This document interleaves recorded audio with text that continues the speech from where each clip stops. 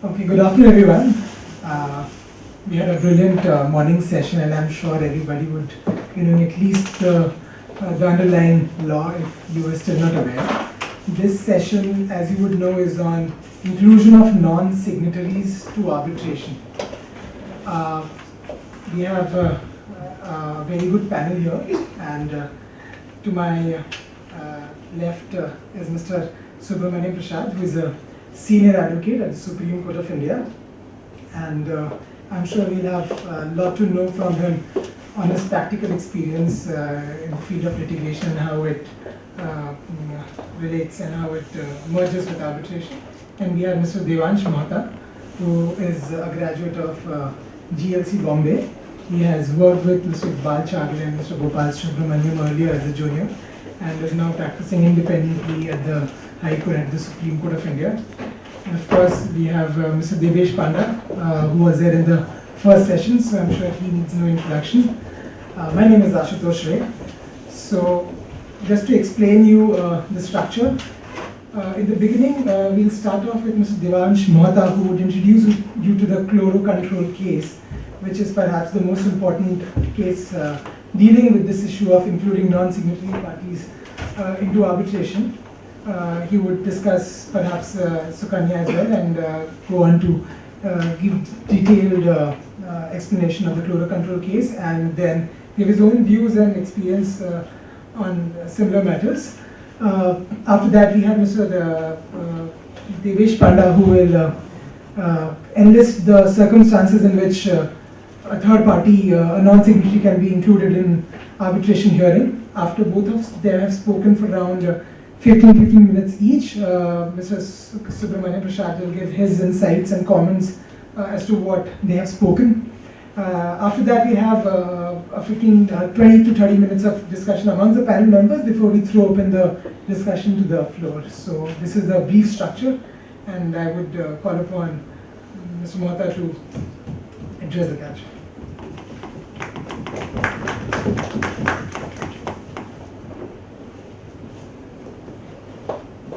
Dr. Paul, Mr. Matthew, Mr. Subramaniam Prasad. Ashutosh, Devesh, ladies and gentlemen. Topic: reference of non-signatory party. Stretching the arbitration agreement too wide cannot be discussed effectively unless one considers the recent judgment of Chloro Control. I'm sure most of you would have read the judgment, would know certain basic things about the case. But very briefly, let me just put things in perspective so that the topic becomes more meaningful and effective. Now, what is this judgment of Chloro Control? Very briefly put, it's a complex fact, so I will not discuss them here. But very broadly, what is the judgment? Now, a suit is filed by a party.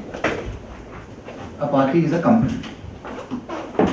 That company makes 8 or 9 parties as their defendant. The suit is filed under a joint venture agreement, and certain reliefs are being claimed in respect of that joint venture agreement. So some of the parties come before the court invoking, admittedly, Section 45 of the Arbitration Act, which all of you are aware of, and say that this suit should be referred to arbitration. It is in this context the case arose, that how and who can claim such a reference. The fundamental point was that the suit had various causes of action. The suit was in the context of not only a joint venture agreement, but it dealt with number of agreements, and the parties against whom the reliefs were being claimed were not party to every agreement, which will be relevant for the purpose of determining the suit. And in that context, the arbitration agreement contained in the joint venture agreement won't bind those parties who are not party to the joint venture directly. Now, in this context, obviously matter came up to the Supreme Court, What did the Supreme Court do broadly? Supreme Court interpreted the expression of section 45, which is party or any person claiming through or under the party. Supreme Court contrasted section 45, I'm sure all of you are aware of section 45, with section 8 of the Arbitration Act, and drew a distinction between the language by saying that the legislature intended section 45 to be interpreted widely by adding the expression any person claiming through or under the party, because section 8 only had the expression a party. A party, as defined under section 2H of the Arbitration Act, meant party to the arbitration agreement. Supreme Court contrasted the language of section 45 with the existing language of New York Convention Article 2.3, upon which substantially it is based, and said that even New York Convention, which obviously was before the legislation when it drafted section 45, only used the word parties. But when legislature have incorporated the expression any person claiming through or under, this must be given a wider meaning. Therefore, court said that even if there is a non-signatory to an arbitration agreement, that person may claim that the suit must be sent for arbitration, and in that context a non-signatory can be held to be bound by an arbitration agreement between two separate parties. Now, this was the broad, very simplistic view that I have put forth. This is the context of fluoro control. But what exactly happened in the judgment of fluoro control, and why is it important? The decision of the decision in the case of fluoro control pegged really on the interpretation of section 45. But the ultimate judgment raises the following questions, and that is what is the significance of this judgment. According to me, in my view, the concern of this judgment really is, firstly, whether there is dilution to the requirement of consent to an arbitration, consent of the parties to an arbitration. Secondly, was the group of company doctrine, which was invoked by the Supreme Court in this case, to bring in non-signatory, really necessary to be invoked, or the judgment really turned on the point of composite transaction? Because the Supreme Court in this case said that when we look at the multiple contracts which have been cited by the parties, we see that every contract is interlinked with the other. There is a mother agreement, and then there are annexures to the mother agreement, which are some 6 or 7 contracts, which by itself will be ineffective unless the mother agreement is performed. In other words, all the agreements are really meant for performance substantially of the mother agreement. So there is interlinking, there is group of contracts. So there is a composite transaction. The third question is, was the combined effect of group of company doctrine and the composite transaction taken as an indice to presume consent between parties by taking the broad expression that mutual intention of all parties existed in causing reference of dispute to arbitration?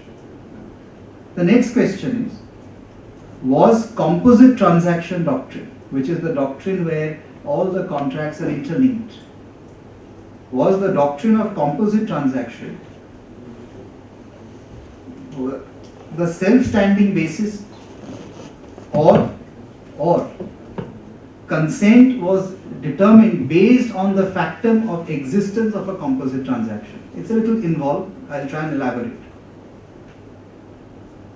The fundamental question that arises is that under arbitration law, where consent of the parties is the cornerstone of the entire arbitral process, is consent capable of being presumed for purpose of making reference to arbitration? Is the law wide enough that consent can be presumed? or consent must be there, physically present in form of an arbitration agreement in writing between the parties. The next question is, in effect, was this judgment really on group of companies, or was this judgment one on consolidation of disputes, relying upon primarily the concept of arbitral efficiency and equity? The other important facet of this judgment is, what is the impact of this judgment on the doctrine of the well-known concept of separability of the arbitration agreement from the main contract? Now, coming back to the question of consent. In the limited time that we have, I will not make copious references, but a very interesting article by Dr. Karim Yusuf, who was professor of Cairo University, and this was published as a part of ICC dossier on multi-party arbitration.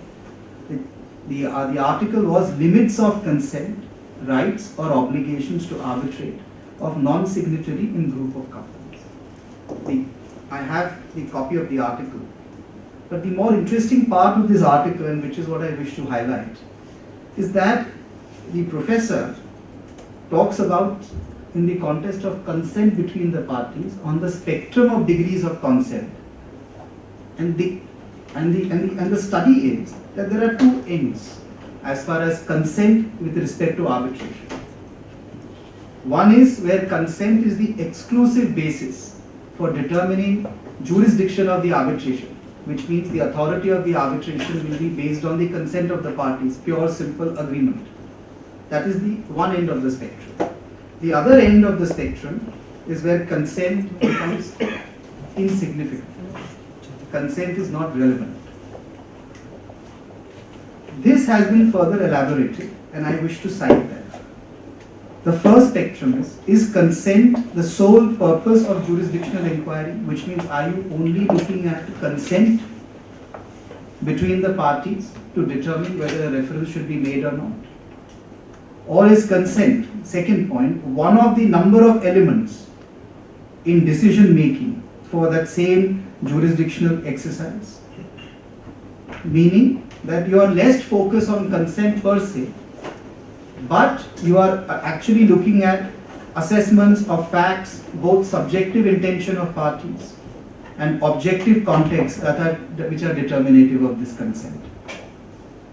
Third facet where consent actually becomes indifferent is when the decision to extend or not to extend is made by objective principles or doctrines that are indifferent, that is, they apply without regard to whether the consent to arbitration exists or not, which means a search for consent is excluded.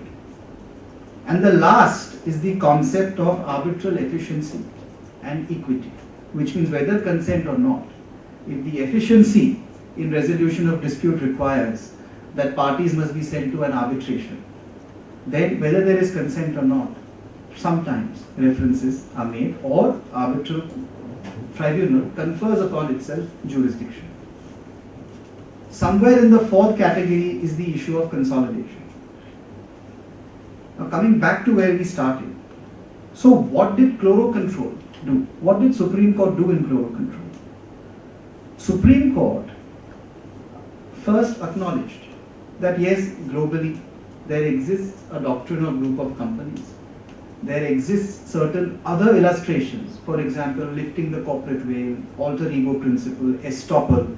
These are all principles on which a non-signatory or a person beyond the party can be brought within the jurisdiction of an arbitral tribunal.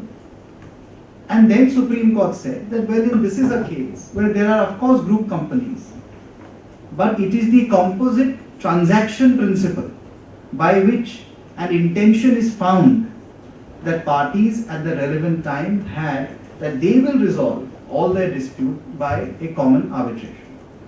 Now it is at this point comes the concern. The concern is this intention was whether it was a systematic search for proper consent of the parties, or you indiced it by saying that because there is commonality of transaction, there is a common cause of action, there is interlinking, so intention is bound to be there. Now, therefore, what one has to see is that when we look at the language of section 44 and 45, what is the intention of the legislature? Section 44 of the Arbitration Act talks about legal relationship between the parties. So there has to be a contract. There has to be a defined legal relationship, either contractual or not. Within that contract, there has to be an agreement in writing under which an award is passed, and that is called for an award as per section 44. Why is this important? Because 45 refers to an expression, an agreement as defined under section 44, which means the arbitration agreement. It talks about identification of an arbitration agreement where all the disputes can be settled. The purport is that suppose court is seized of a subject matter which is capable of, in respect of which there is an arbitration agreement, and a request is made by a person or by a party or a person pleading through or under the party that the subject matter must be sent to arbitration. It shall be done unless that agreement, which is an agreement, the arbitration agreement, is found null, void, inoperative, or incapable of being performed. The question therefore that arises is that when we are looking at the concept of group of contracts or composite transaction, or when we are looking at group of companies, we don't go beyond the concept of legal relationships. So, if I say there is group of companies, I am talking about the legal relationship which exists in a contract, whether contractual or not. If I am saying there are multiple contracts, it is again legal relationship arising out of performance of a common object. So common performance, composite performance, so group of contracts. Is this sufficient to attribute intention on the party that the arbitration contained in one of such contract can bind all of them, whether they have expressly consented or not? That is the question in this case. What this case does is that it acknowledges that this is possible. It applies a doctrine and finds a consent on presumption and says, and therefore I feel the arbitral efficiency will require that all the disputes must be consolidated. It is in these three segments this judgment must be understood. One is that ultimately the judgment has consolidated all the disputes and referred it to one forum. Secondly, it discusses group company doctrine but turns it on the doctrine of composite transaction. Thirdly, it attributes intention based on the intention found with respect of legal relationship, which means the contractual intention, which is separate in law, from the intention to arbitrate. Now, therefore, on the aspect of consent, on the aspect of consolidation, and on the aspect of separability, this judgment raises certain concerns. Separability, because of the difference between arbitration agreement and the main agreement. Consolidation, because on what principle under the Arbitration Act is consolidation possible?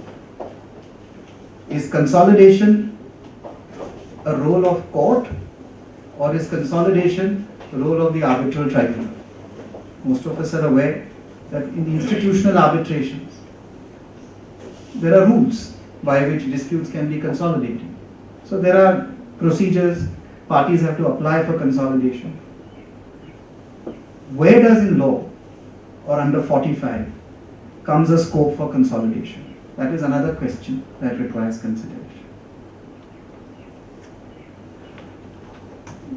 On the point of consent, the other aspect is, on a bare reading of section 45, all that it says is that the one who requests must establish his position. Either I am a party or I am a person claiming through the party. Then it is for the court to see that the arbitration agreement to which the reference is sought is either null and void, inoperative, or incapable of being performed. So, in my view, and that is also a question of debate, because there are so many issues which open up here. Does section 44 and 45, does it not give consent of the parties primacy? Which means consent is found because it can be invoked by the party who makes the request. The one who is making the request, there is no question of no consent. The consent exists. So the entire exercise which is undertaken to find within the jurisdiction of section 45 whether there is mutual intention of the parties, whether composite transaction is relevant or determinative of the consent of the parties to refer the matter to arbitration, is also a little involved. Because is it really necessary? Was that the scope? So this judgment then invites some sort of a relook at what is the scope of 44 and 45. What was the intention of putting those expressions? Any person claiming through or under. So even if you take it that 8 and 45 are differently worded, that itself is not sufficient to invoke some principles called group of companies or group of contract to presume consent for arbitration. Now another article which is important, because there is quite a lot of literature on this subject which is available, which I would like to share, is by Fernando Mantilla Serrano. This is called Multiple Parties and Multiple Contract, Divergent or Comparable Issues.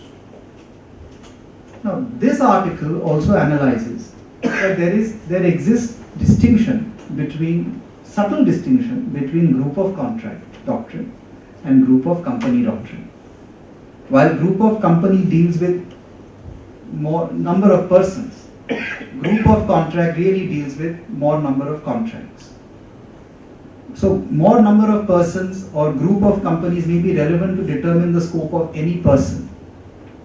But to find consent, which means to enable that person to seek a request for reference to arbitration. But group of contract is relevant only for legal relationship. To what extent that can become sole determinative of consent of the parties to have matters referred to arbitration is also a question which directly arises and is open for debate out of this case. Now let's take Chlorocontrol as an example. Some background is necessary. Chlorocontrol had 6 or 7 agreements. Main agreements were only 2. There was, both of them in some form were some sort of a joint venture agreement. The shareholders agreement, which was the first joint venture agreement, and the international distribution agreement, which was considered the second joint venture agreement, both had identical arbitration clauses. And there were some agreements which had no arbitration clause.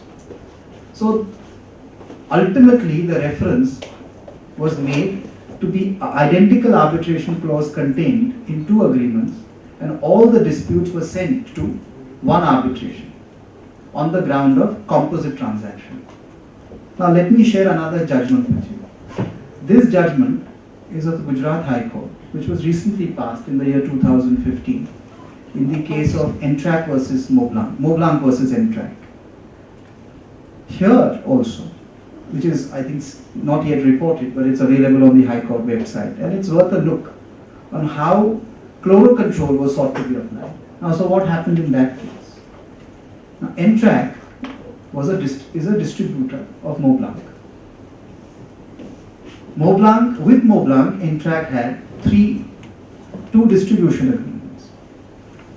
Each distribution agreement represents a particular kind of product. Each distribution agreement was with a different party. And then there was a third framework agreement, as one may call it, which was going to happen with a third party, a third Montblanc entity. Admittedly, the three Montblanc entities, two with respect to two distribution agreement, and the third with respect to the framework agreement, were all part of one group company, which is the Montblanc group. They were all group companies. Certain dispute arose with respect to performance of the framework agreement, and there were certain issues of fraud. So NTRAC files a suit in Gujarat. In that suit, all the Montblanc entities are made a party. There is and it's a suit which is filed under Order 3 Rule 2 by joinder of causes of action, which is permitted under CPC, and claiming multiple reliefs with respect to losses and specific performance. Comes an application. Now this is interesting, and why it is interesting under 45? Because the application comes by only 3 parties out of 8 or 9 parties who are made defendants. The 3 parties are those 2 Montblanc entities with whom there is a distribution agreement, and the third Montblanc entity with whom there is a framework agreement. Only these 3 parties file under section 45, and the submission is, well, we are all group companies. So all the issues which are raised in the suit is capable of being tried before arbitration. Now then the question is, which arbitration? The answer is multiple arbitration. There are 3 agreements, there are 3 different clauses. So under 45, you make reference to 3 different agreements, because this is party autonomy. We are group companies, but there are 3 separate contracts. So make reference to 3 arbitration. For group company, Montblanc will rely on the chloro control, saying that we are group company, and because of this group company doctrine, the other petitioner, the other Montblanc entities does not even enter appearance in court, because 3 of them are sufficient to get an order which all of us will be bound by. The arbitration agreement only relates to 3 parties. The suit relates to all parties. Whether the suit is maintainable or not, that's a different point. What happens? The trial court rejects the application, saying that there is no identifiable arbitration agreement under section 45 which is capable of being performed in respect of the relief sought in the suit. Therefore, I have to reject the 45 application. The suit must go on. Matter goes to the High Court, and that is the judgment. In the judgment, the High Court records that there are 3 agreements, all act in different spheres. So the doctrine of group of company doesn't apply. But it is the plaintiff's case that these are all group companies. So everyone is bound by these contracts. Third, because there is a doctrine of group of company which is not applicable, but because the plaintiff has said that these are group companies, and the court has held that there is 3 agreements which operate all in different spheres, I am making a reference to 3 separate arbitration. One under one distribution, second under second distribution, third under there was a franchisee agreement. And if you so desire, the distributor is told, if you so desire, and you say that you have a problem with respect to a specific performance, Olympus superstructure, you can claim specific performance from the court. Please invoke the 4th arbitration and get your reliefs there. So we say, so what will NTRAC say? NTRAC will say, well, this is Order 2 Rule 3, common questions of law, common questions of fact, joinder of cause of action. My suit is maintainable. It is a competent suit and there is no arbitration. You have agreed to have 3 different arbitration. So So even if your suit is maintainable, I will send you to pre-arbitration. That's where the question was raised. What about bifurcation? Sukanya Holdings had said, there is an expression, a matter under section 8, which means the whole thing, the whole suit. Either the whole thing goes to arbitration or nothing goes to arbitration. Where is the question of splitting the cause of action and sending each cause of action to the associated arbitration from my suit? Either you send my suit to one forum or the court should try it. The judgment is, you have agreed, party autonomy. So because you have agreed to have different contracts, there is no question of bifurcation. So, all of you are group companies, so I don't need the others to come and say that whether they want to go to arbitration or not. The group company is, 3 of the representative of group company is sufficient to make a claim under section 45 that this judgment should bind us. The arbitration clause relates only to those 3 parties who were before the court. The cause of action is bifurcated or split up into 3-4 causes of action. Those parties in respect of whom there was no arbitration agreement are being struck off because there is no binding arbitration agreement. Suit is dismissed. Chloro control is held to be inapplicable, but the law binds group companies. This is one of the first cases where chloro control is applied after the judgment is passed in its proper form, and this is the result. Chloro control has to be understood as a judgment only in the facts of that case. Chloro control is a judgment where the court itself said in the first paragraph, and once you see that in some depth, because that judgment will require deeper study. The judgment opens by saying that this is an ideal example, not here we decide, this is an ideal example of invoking the doctrine of multi-party, multiple party, multiple contract, whether it can be referred to arbitration or not. On plain reading of 45, there has to be one agreement, because the expression is not agreement, but the expression is an agreement. It's a settled principle that the legislature will not waste words. So when you put an agreement, the said agreement, it has to be one agreement. Those who are making the request, the burden is upon them to discharge. What is their position? Am I a party, or am I one who is claiming under it? They must discharge the burden. It is not for the court to undertake an inquiry of mutual interest and mutual intention, group of contracts. It is because the fundamental point is that section 45 is a question of reference, and group contract and group of companies are perhaps more relevant when the arbitral tribunal considers a case of consolidation or joinder of parties or necessary and proper parties. There is a slight distinction, and that must be kept in mind, because there are theories, they are all correct theories. There is a movement in the international arbitration with respect to this jurisprudence coming up where group of companies doctrine is being invoked, or whether it's being diluted, or group of contract. There is an overlap between the two doctrines. These are all there. When you sit to apply the doctrine, the context is very important. And the context must always be kept in mind. So if you decide to interpret section 45 very broadly, then you are interpreting for what? So to the extent chloro control says that the onus is on the party, and section 45 is not an absolute right, it's a legal right with its defined contours. To that extent, yes, the judgment is correct because it places the right burden at the right place. To the extent it opens this inquiry about transaction, group doctrine, interlinking, may be relevant, but under 45, if you are opening the inquiry like this, it is almost like a process of reverse reasoning, where you ask a question, what if I don't do this, and you try and answer it. And then you arrive at something like this. So group of companies, group of contracts are all important doctrine.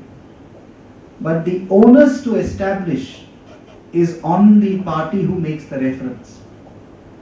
And once that is understood, the idea of consent comes out immediately out of the two sections.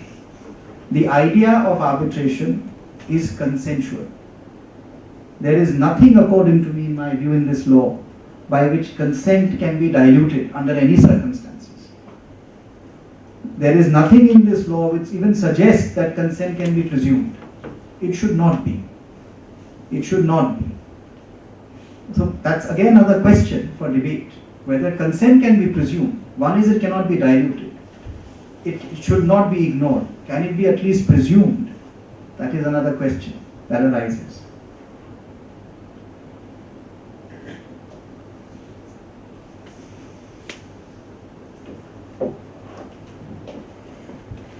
Now then comes the question of, there were two other side issues in chloro control. One issue was, what is the binding effect of this finding under section 45, which was the whole Shinetsu line of case. Shinetsu, as most of you would know, was a judgment of 3 judges, where 2 judges, Justice Sabharwal and Justice Sri Krishna, took different views. One of them said that this was under section 45, that finding of arbitral agreement incapable of being performed or null and void is a prima facie finding. The other said it is a final verdict. The third said neither, but said that if you are rejecting a reference, under section 45, allow a full trial, give detailed reasons. So it was a little innocuous where it all stood really. By this judgment, what they have done is that section 45, finding under section 45 is now binding. So which means it cannot be re-agitated before a forum, before an arbitrator, once the reference is made. The other interesting thing that they have done is said that when you are making reference under section 45, you must apply the principles of section 11.6. That is another point which this judgment raises, and that is more relevant in light of the first session, pre-Balco, post-Balco, that has been discussed at length. What is the effect of this wording? For principles you look at part 1, but applicability you don't look at it. And what is the significance of applying part 1 to part 2 then? And it is because of the judgment of 11.6 that the court was compelled to say that while applying the order of reference under 45, please look at 11.6. This is another part. The other side issue was of Sukanya, which we were discussing, about bifurcation. Now a question was raised even in chloro control. And the question was, which was the argument of the appellant, that the judgment of the High Court is wrong because it amounts to bifurcation. Bifurcation because you cannot go beyond the parties, and those who are non-signatories cannot be subject matter of an arbitration. So you will have to split the suit into multiple causes, and only those which are arbitrable can be sent to arbitration, the others cannot.